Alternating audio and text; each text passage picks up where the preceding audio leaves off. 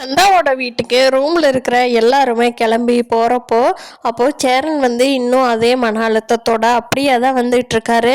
எல்லாரும் காரில் போய் இறங்குறாங்க. அப்போ சோழன் அங்கே இறங்கினதுக்கு அப்புறமா கூட அண்ணே அண்ணே ரொம்ப நடிக்காதண்ணே, மூஞ்சி இப்படியே வச்சுக்காத, அதான் சந்தாவுக்கு நீயே உனக்கு சந்தான்னு ஆயிடுச்சுல்ல, அப்புறம் ஏன்னா இப்படியே மெயின்டைன் பண்ணுற, தயவு செஞ்சு கொஞ்சம் சிரிச்சு பேச, ஏன் இப்படியே இருக்கிற அப்படின்னு சொல்லி சோழன் கேட்குறாங்க. அப்போ சேரன் டே அதெல்லாம் ஒன்றும் இல்லை, வாங்கடா போலாம் அப்படின்னு சொல்லிட்டு சந்தாவோட வீட்டுக்குள்ள போறாங்க. அப்போ அனீஷ் பையா ஓடி வந்து வாங்க வாங்க எல்லாரும் உள்ள வாங்க அப்படின்னு சொல்லி கூட்டிட்டு போய் எல்லாத்துக்குமே சேர் போட்டு உட்கார வைக்கிறாங்க. உள்ள இருந்து வந்த சந்தாவோட அம்மாவும் அப்பாவும் என் பொண்ணோட வாழ்க்கை இப்படி கெடுத்துட்டியடா, உன்னால எங்களுக்கு இந்த ஊருக்குள்ள இருந்த மரியாதையும் போச்சு, மானமும் போச்சு, உன்னால கடைசியில் என் பொண்ணோட வாழ்க்கையே போச்சு அப்படின்னு சொல்லி வந்து சேரன் அண்ணாவை அடிக்கிறாங்க அனீஷோட அம்மா. அப்போ சந்தா இருந்துக்கிட்டு உள்ளேருந்து ஓடி வந்து ஐயோ அம்மா அவர் விட்டுருங்க விட்டுருங்க அப்படின்னு கெஞ்சுறாங்க. அப்போது அவங்க அம்மா சந்தாவையும் போட்டு அடி வெளுக்க ஆரம்பிச்சிடுறாங்க.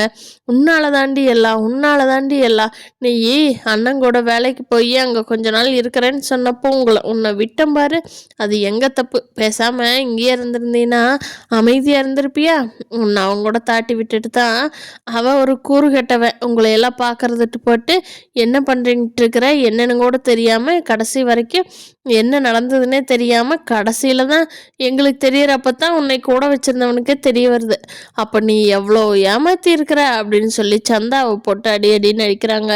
அப்போ சேரன் வேகமாக ஓடி போய் இங்கே பாருங்க, சந்தாவை அடிக்கிற வேலையெல்லாம் வச்சுக்காதீங்க அப்படிங்கிறாங்க. நீங்கள் பண்ணின வேலைக்கு உங்கள் 2 பேர்த்தையும் என்ன பண்ணுறதுனே தெரில, தோ போ அப்படின்னு சொல்லி சந்தாவை தள்ளி விட்டுறாங்க கோவத்தில் அவங்க அம்மா.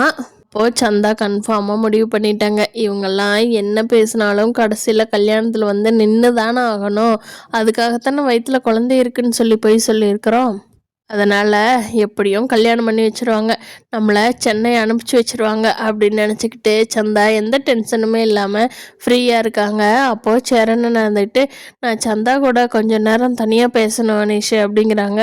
அப்போ அனீஷ் அவங்ககிட்ட ஹிந்தியில் சொல்லிவிட்டு அனுப்பிச்சி வைக்கிறாங்க. அப்போ சந்தாவை கூட்டிகிட்டு போனேன். சேரன் சொல்கிறாரு, என்ன சந்தா நீ ப்ரெக்னெண்ட்டாக இருக்கியா அப்படிங்கிறாங்க. இல்லை நான் எதுவும் ப்ரெக்னெண்ட்டாக இல்லை, ஆனால் அவங்க அப்படி சொன்னால் மட்டும்தான் எங்கள் மாமா கிட்ட இருந்து நான் தப்பிக்க முடியும்னு எனக்கு தெரியும், அதனால தான் நான் அப்படி சொன்னேன், நீங்கள் எதுவும் தப்பாக நினச்சிக்காதீங்க, இல்லை நான் என் மேலே தப்புன்னு எதுவும் நினச்சி என்ன தப்பாக நினச்சிக்காதீங்க, நான் ப்ரெக்னெண்ட்டெல்லாம் இல்லை, அவங்ககிட்ட போய் சொல்லிட்டேன் அப்படிங்கிறாங்க. ஓ என்ன சந்தா அதுக்காக இப்படியா உன்னோட கற்பு மேலேயா இப்படி சொல்லுவ, என்ன சந்தா நீ அப்படிங்கிறாங்க. எனக்கு வேறு வழி தெரியல, உங்களை கல்யாணம் பண்ணுறதுக்கு கடைசி ஆப்ஷனே எனக்கு அதுதான், அப்போ நான் என்ன பண்ண முடியும் அப்படிங்க.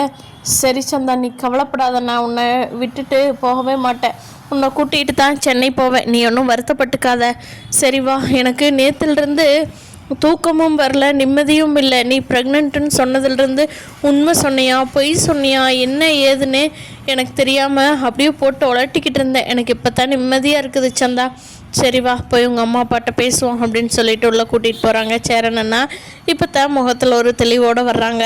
இதை பார்த்து அவங்க அம்மா அப்பாவுக்கு இன்னுமே கோபம், என்னது என் பொண்ணை ப்ரெக்னென்ட் ஆக்கினதும் இல்லாமல் இன்னும் தனியாக கூட்டிகிட்டு போய் அவங்ககிட்ட என்னடி பேச வேண்டியது இருக்குது உனக்கு அப்படின்னு சொல்லி மறுபடியும் திட்டுறாங்க சந்தாவை. போலன்னு சொல்கிறாரு, இங்கே பாருங்கள், எங்களை பொண்ணு கேட்க வர சொன்னீங்க, நாங்களும் வந்தாச்சு, முறைப்படி நாங்களும் கேட்குறோம், எங்கள் அண்ணனுக்கு உங்கள் பொண்ணான சந்தாவை கல்யாணம் பண்ணி கொடுங்க, நாங்கள் சந்தோஷமாக கூட்டிகிட்டு போய் உங்கள் பொண்ணை கண்கலங்காமல் உங்கள் வீட்டில் நீங்கள் பார்த்துக்கிறத விட நாங்கள் இன்னும் நல்ல முறையில் பார்த்துக்குவோம் அப்படின்னு சொல்லி சோழன் கேட்குறாங்க.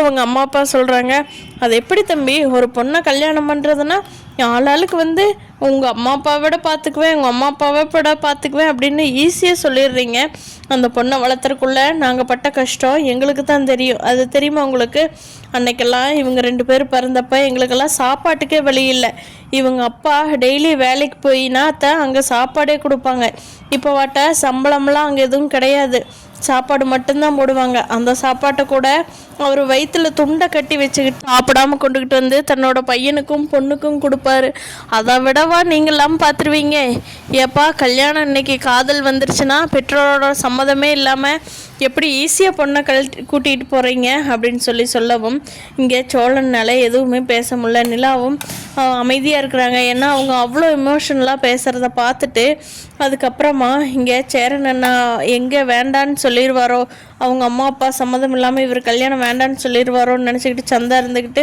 இல்லை பரவாயில்ல என்னை நல்லா தான் பார்த்துக்கிட்டீங்க, நான் அதே மாதிரியே என்ன சேரனும் நல்லா பார்த்துக்குவார் தான் அப்படின்னு சொல்கிறாங்க. இருந்துட்டு சரி சரி இப்போ நீங்கள் எதை பேசியும் என்ன ஆக போகிறதில்ல, இன்றைக்கே கல்யாணம் பண்ணி உங்கள் விருப்பம்னா இங்கேயே கல்யாணம் பண்ணுறோம், இல்லைன்னா நாங்கள் ஊருக்கு கூட்டிகிட்டு போய் கல்யாணம் பண்ணிக்கிறோம், நீங்களும் வாங்க அங்கேயே சிறப்பாக கல்யாணம் பண்ணிடலாம் அப்படின்னு சொல்கிறாங்க. இப்போ அவங்க அம்மா அப்பா இருந்துக்கிட்டு எங்களுக்கு இன்னுமே சந்தேகமாக தான் இருக்குது, உங்கள் பொண்ணை அவ்வளோ ஒழுக்கமாக அவ்வளோ இதாக வளர்த்தணும், ஆனால் அவள் இப்படி போயிட்டா அப்படிங்கிறது எங்களுக்கு எவ்வளோ வேதனையாக இருக்குது தெரியுமா. நேற்றெல்லாம் எங்கள் அனீஷோட அப்பா சூசைட் பண்ணிக்க பார்த்தாரு, நான் தான் பக்கத்துலேயே இருந்ததுனால பார்த்துட்டேன், இல்லைன்னா இன்றைக்கி எங்கள் குடும்பமே செதஞ்சு போயிருக்கோம். என்ன தம்பி அவ்வளோ வீசிய கேட்குறீங்க, எங்களுக்கு உணர்ச்சிகள்லாம் இருக்காதா, இத்தனை நாள் பொண்ணை பெற்று வளர்த்துனவங்க அப்படியே தூக்கி கொடுத்துருவோமா, கட்டி கொடுங்க இல்லைன்னா கூட்டிகிட்டு போகிறோன்னு நிற்கிறீங்க அப்படின்னு சொல்கிறாங்க. அப்போ நிலா தான் சொல்கிறாங்க, சரிங்கம்மா உங்களோட ஃபீலிங்ஸ் எல்லாமே புரியுது, நீங்கள் கஷ்டப்பட்டு அவங்கள பார்த்துக்கிட்டது எல்லாமே புரியுது, ஆனால் நீங்கள் கஷ்டப்பட்டு பார்த்துக்கிட்டது எதற்காகம்மா, குழந்தைங்கள்லாம் நல்லா இருக்கணும்னு தானே ஒரு அம்மா அப்பா பார்த்துக்குவாங்க, உங்கள் பொண்ணு அங்கே வந்தால் ரொம்ப நல்லா இருப்பாங்கம்மா, அதுக்கு நான் கேரண்டி, நானும் அந்த வீட்டில் தானே இருக்கேன், அதே மாதிரி சந்தாவையும் அந்த வீட்டில் சந்தோஷமாக பார்த்துக்கோ, நீங்கள் நம்பி கல்யாணம் பண்ணி கொடுங்க அப்படின்னு நிலா பேச வந்தான். சந்தாவோட அப்பா அம்மாவுக்கு மனசு இலகுது. சரிம்மா நீ சொல்கிற, அதனால் கூட்டிகிட்டு போங்க, என் பொண்ணை இனிமேல் இங்கே வச்சு கல்யாணம் பண்ணி இந்த ஊர் முன்னாடி இன்னொரு தடவை அசிங்கப்படுறதுக்கு நாங்கள் விரும்பலை, அனீஷ் வேணால் கூட வரட்டும், கூட்டிக்கிட்டு போய் கல்யாணம் பண்ணி அவளை சந்தோஷமாக வச்சு காப்பாற்றுங்க, அவளுக்கு பிடிச்ச வாழ்க்கை கொடுத்தாச்சு, என்னமோ பண்ணுங்க அப்படின்னு அனுப்பிச்சி வச்சிடுறாங்க. வேண்டா வெறுப்பா. அப்போது சந்தா இருந்துக்கிட்டு வேகமாக சேரன் பையாட்ட பையா வாங்க போயிடலாம் அப்படிங்கிறாங்க. அப்போது சேரன் ஒரு மாதிரியே பார்க்குறாரு சந்தாவை. என்னாச்சு, வாங்க எங்கள் அம்மா அப்பா சம்மதம் சொல்லிட்டாங்க, என்னை கூட்டிகிட்டு போயிருங்க, இனிமேல் நீங்கள் விட்டுருந்தீங்கன்னா இங்கே எனக்கு யாருக்காவது கல்யாணம் பண்ணி வச்சிருவாங்க, வாங்க போகலாம் அப்படின்னு சொல்லவும் நிலா எல்லாருமே சந்தாவை கூட்டிக்கிட்டு சென்னை கிளம்பிடுறாங்க. கூடவே அனீஷ் பையாவையும் கூட்டிக்கிட்டு வந்துடுறாங்க. இங்கே நடேசனுக்கு ஃபோன் பண்ணி வர வழியிலே சொல்கிறாங்க, நாங்கள் எப்படி சந்தாவை கூட்டிகிட்டு வர்றோம் அப்படின்னு. என் மருமகளை கூட்டிகிட்டு வர்றீங்களா, வாங்கடா வந்த உடனே கல்யாணம் ஏற்பாடு பண்ணிடலாம், நான் வீட்லேயே எல்லாத்தையும் ஏற்பாடு பண்ணுறேன் அப்படின்னு நடேசன் தன்னோட எக்ஸ் லவ்வரை கூப்பிட்டு அளப்பு சொல்கிறவங்களுக்கெல்லாம் சொல்லி கோயில்லையே கல்யாண ஏற்பாட்டை வச்சிருக்கிறாரு நடேசன். எந்த இடத்துல உன்னோட கல்யாணம் நின்றுதோ அதே கோயில்லையே தான்டா நீ சந்தாவை கல்யாணம் பண்ணணும் அப்படின்னு வீம்புக்காகவே அதே கோயில்லையே கொண்டு போய் வச்சிருக்காரு நடேசன். அதுக்கு அவங்க எக்ஸ் பயங்கரமாக சப்போர்ட் பண்ணுறாங்க. எனக்கு தாயா குழந்தை குட்டி எதுவும் இல்லை, நீ தான் 4 சிங்கங்கள் இருக்குதே, அதனோட கல்யாணத்தை தடபுடலாக பார்க்கலாம், ஏன் கண்குளராக பார்க்கலாம், ஏன் அந்த புண்ணியம் எனக்கும் கிடைக்கிட்டு அப்படின்னு அவங்க ரொம்ப அக்கறையாக பார்த்து செஞ்சிட்ருக்காங்க. இப்படிதான் ஐயனார் துணை போக போகுதுன்னு நான் நினைக்கிறேன். ஃப்ரெண்ட்ஸ் நீங்கள் என்ன நினைக்கிறீங்க இன்னைக்கு இல்லை கமெண்ட் பண்ணுங்கள். நம்ம சேனலில் லைக் பண்ணிவிட்டு இன்னும் சப்ஸ்கிரைப் பண்ணாதவங்க சப்ஸ்கிரைப் பண்ணிக்கோங்க.